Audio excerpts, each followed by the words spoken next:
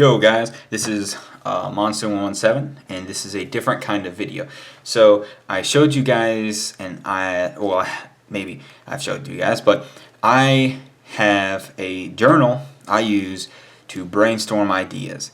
And essentially what happens is I wanted to show you guys the inner workings and processes behind how I generate the ideas for my novels or books in general.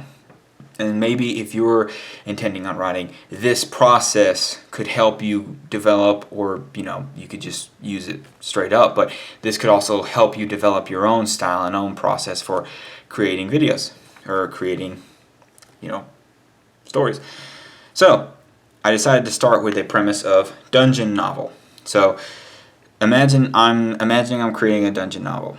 Okay, I'm going to assign goals for this dungeon novel, okay?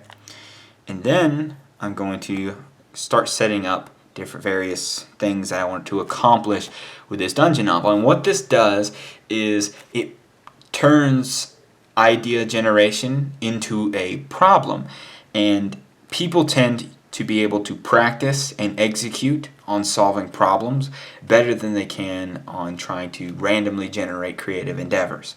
Okay, this sets you into a set mind, gets your mind going. So in a lot of cases I found that if you just frame whatever it is you're trying to do in the form of a question, then a lot of the training that we go through in high school and stuff like that will help us, go through the process of getting through this kind of thing. So that's what we're doing here. And goals.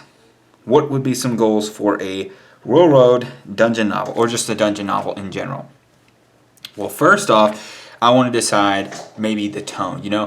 Personally, me, I like action. I really like action-heavy novels. That's just me personally. That's my style. I really like having tons of fighting and stuff like that because that's what I enjoy to write. So that's the kind of book I'm going to create, the kind of dungeon novel. And then I want to put a spin on what kind of action do I want in this. So action heavy, and I'll put gritty.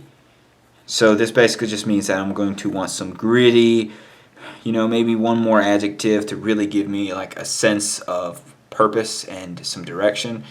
I want to put realistic, because let's face it guys, gritty realism, they kind of go hand in hand, and this is my favorite kind because I love mixing two different aspects that usually don't go together and making them sync. So for example, a dungeon novel, that is as fantasy as it gets, but by making it action heavy, gritty, realistic, really thinking things through and applying them, it gives it a sense of, it grounds these kinds of novels and makes them much more relatable than they are on average. So less fantasy fulfillment, and I think it can actually elevate the genre into something where it's a meaningful story being told.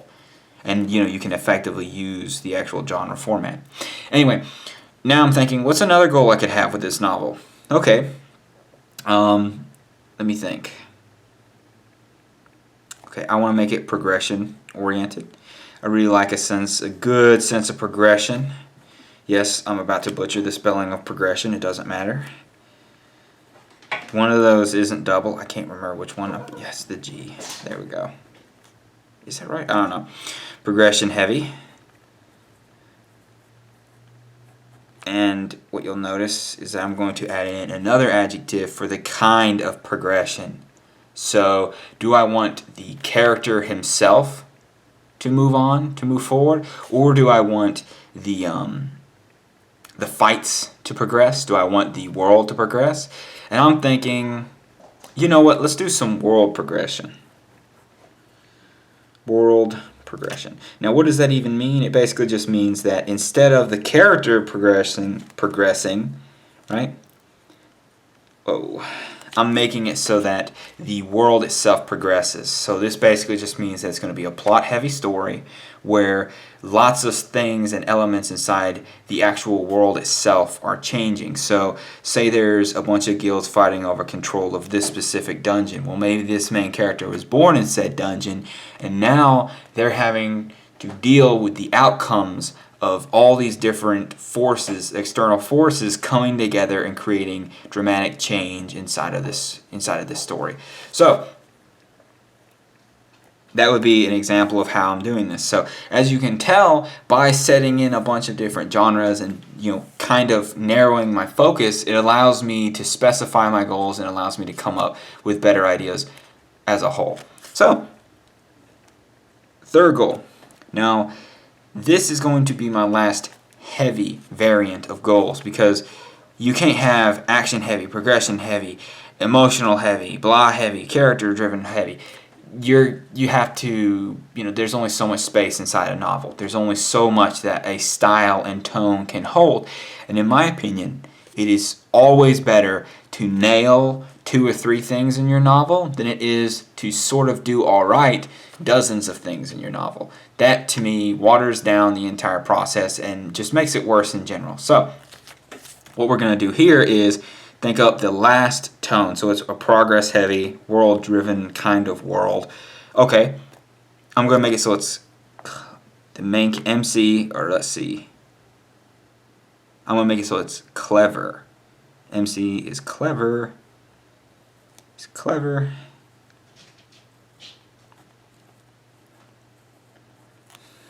Combat-driven. His wits drive him. So now we have a very solid idea of what kind of novel we're going to have here. It's going to be action heavy, tons of fights, gritty and realistic, right? So if you throw a grenade at someone, they don't just blow up. They turn to meat chunks, pulp splatters everywhere, bones shatter and clank against the rock floor. That kind of thing. That's what makes it gritty and realistic. Adding just an edge of details that make it just a little bit uncomfortable. That's the goal of gritty.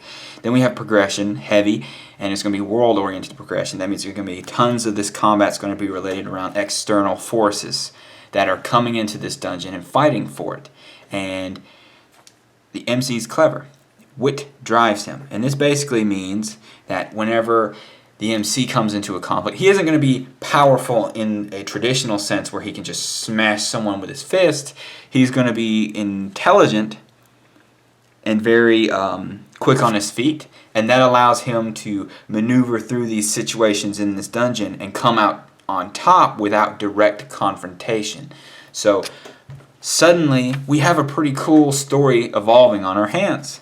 Now we're going to come up with 2 more goals, and these are going to be light goals.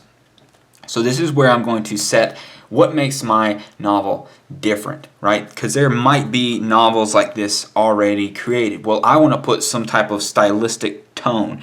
Now for me, I'm a big fan of horror, so I'm going to put an edge, an edge of horror.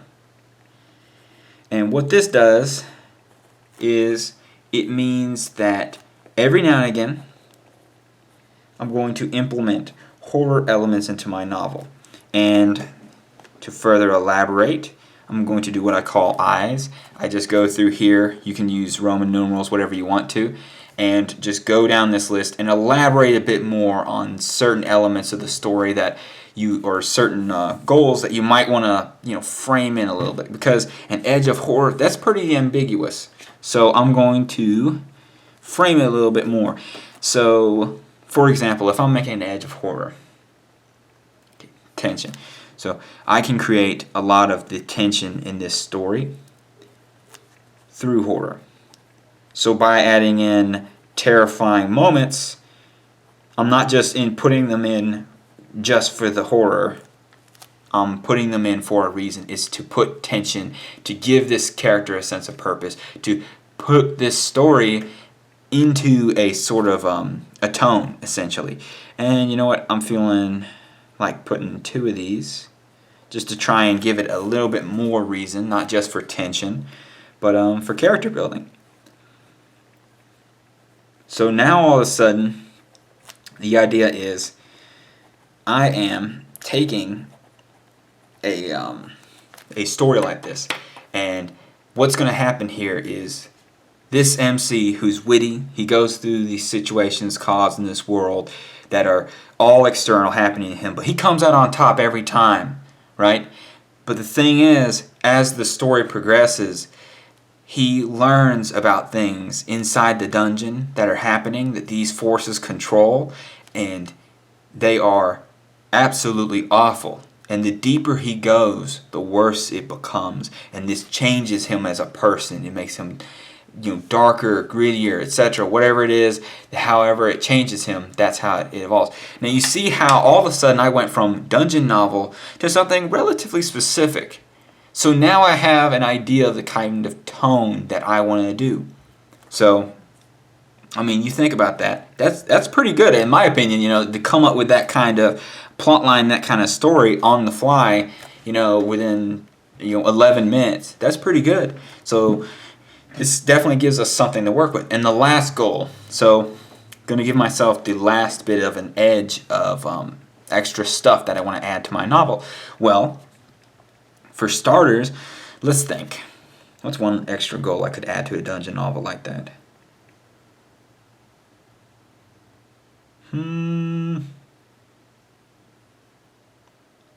Let's see. I could do character growth. Let's see. I'm thinking maybe character growth. Obviously, you need these elements in a novel, but some novels have a lot less, some have a lot more. This is going to be a portion of this. So character growth. What kind of character growth do I want? Well, I'm thinking that if this guy's witty and he comes out on top by using his brain and he's exposed all these horrible situations, this would change him to become a much more lonely and just generally sad individual. And that's not necessarily something I want to make an entire novel about. I want to put some light in this darkness. So what I'm going to think about adding is his character growth, right, is going to be oriented around binding or sharing with other people, sharing himself with other people.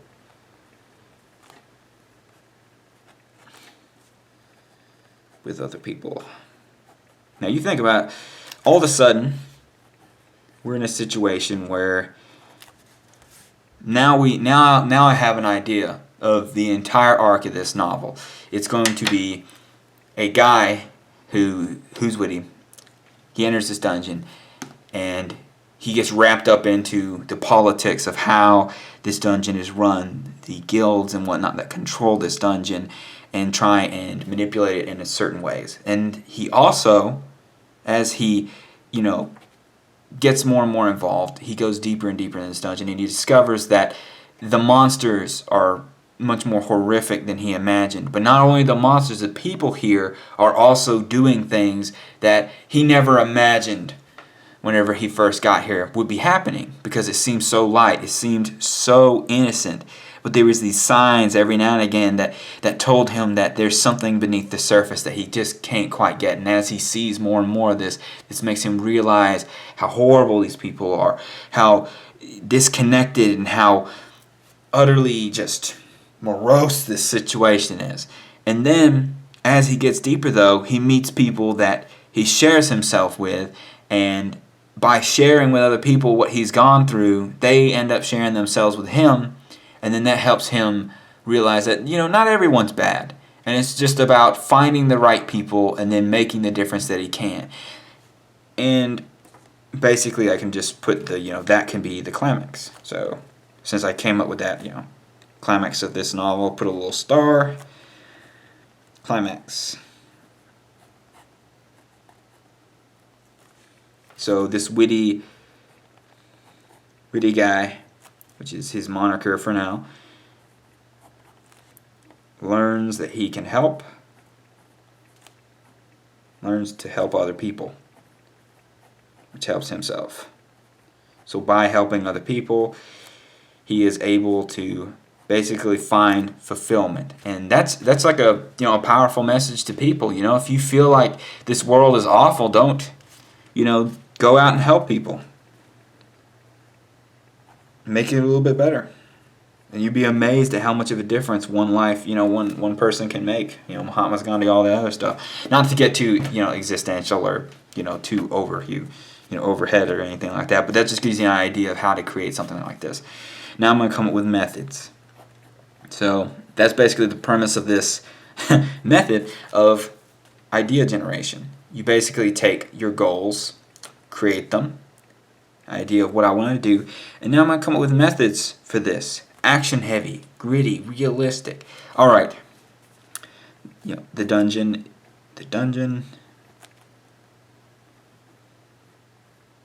has tons of internal strife.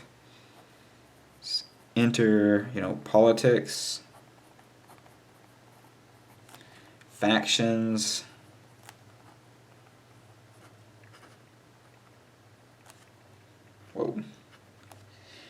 and various groups fighting each other, fighting for control.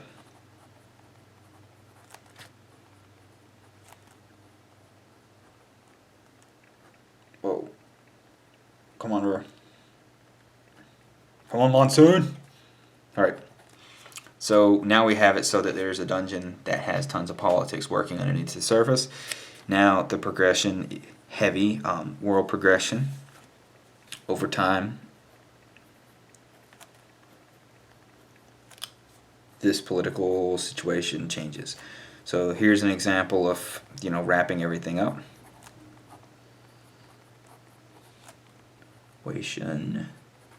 Changes. And you'll notice there's a lot more writing at this point, and that's because at this point, a lot of this, the brunt of the work is up here, not down here. So once you come up with a couple of these goals, they kind of mold together to create an organic living thing. That's kind of the idea here. An edge of, or Memsi is clever, and let's see, what's a clever name?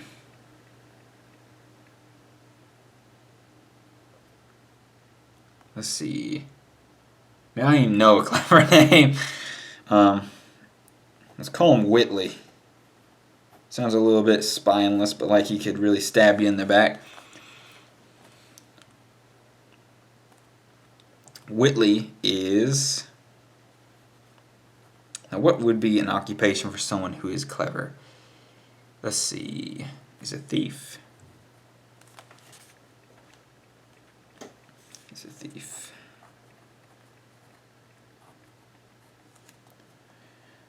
Who joins a guild. No. He's a loner who enters the dungeon to steal from wounded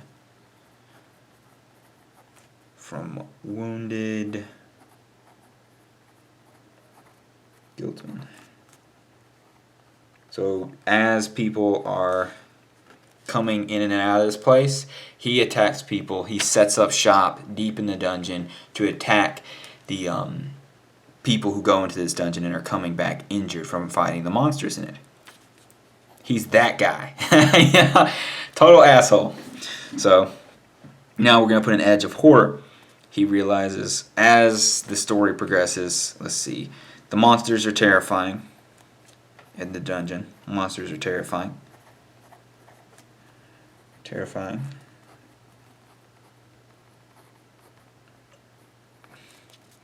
But the guilds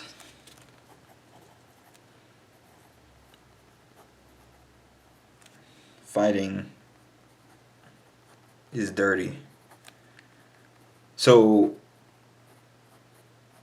these guilds aren't scared to throw an acid bomb on someone's face and, leave them, they're them just dying on the side of this dungeon. They're willing to do whatever it takes to get these resources, and competition's gotten to a point where it's so fierce that they're becoming very inhuman with their tactics and methods. And then character growth, sharing himself with other people.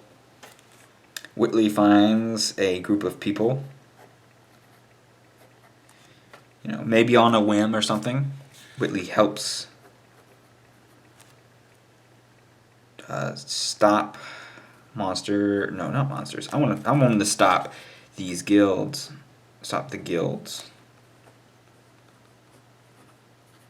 from feeding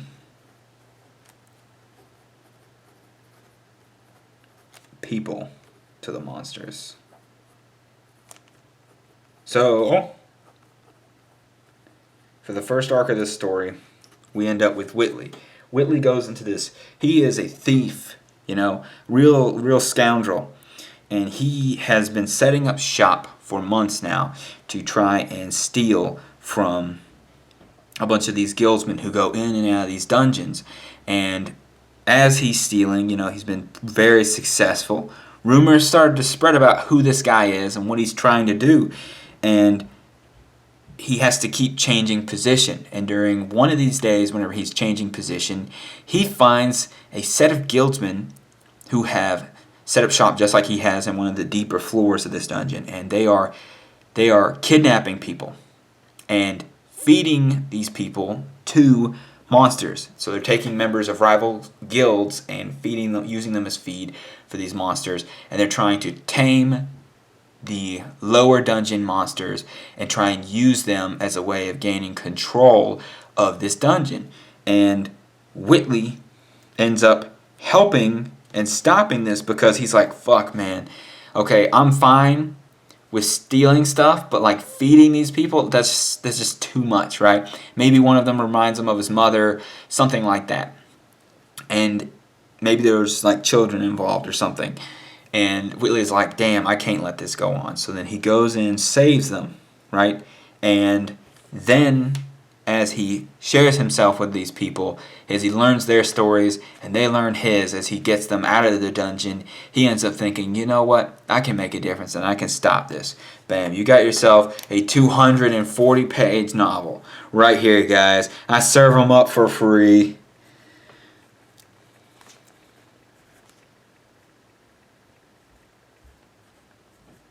There you go, guys. 240-page.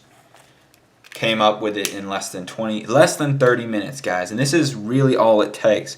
You just have to structure the way that you come up with ideas, and all of a sudden we come up with a pretty interesting story, and it kind of makes me want to write it. But and I might write it in the future, because 240 pages, I could finish that in a month. But you know, the adventures of Whitley, we could call him something like Whitley Norman or something. I don't know. I gotta come with something better than that. Whitley Wiles or something. Okay, that's too cheesy. But those are details that I would I'd flesh out later. I flesh out details chapter by chapter. This is more of a how to create an arc for a story, how to create a novel, and you can use this same goals method format with a chapter. Maybe you feel like your chapter, it doesn't have enough action and isn't progressing, and you want it to be intelligent and it hasn't been as intelligent.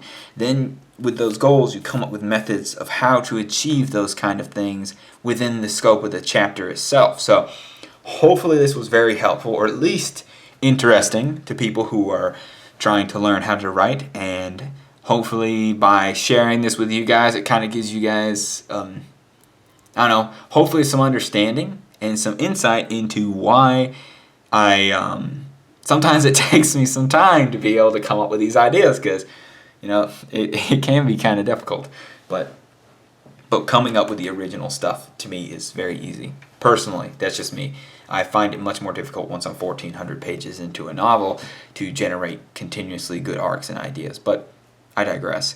Regardless, hope this was entertaining. Hope you guys enjoyed this absolute behemoth of a video, and see you guys later.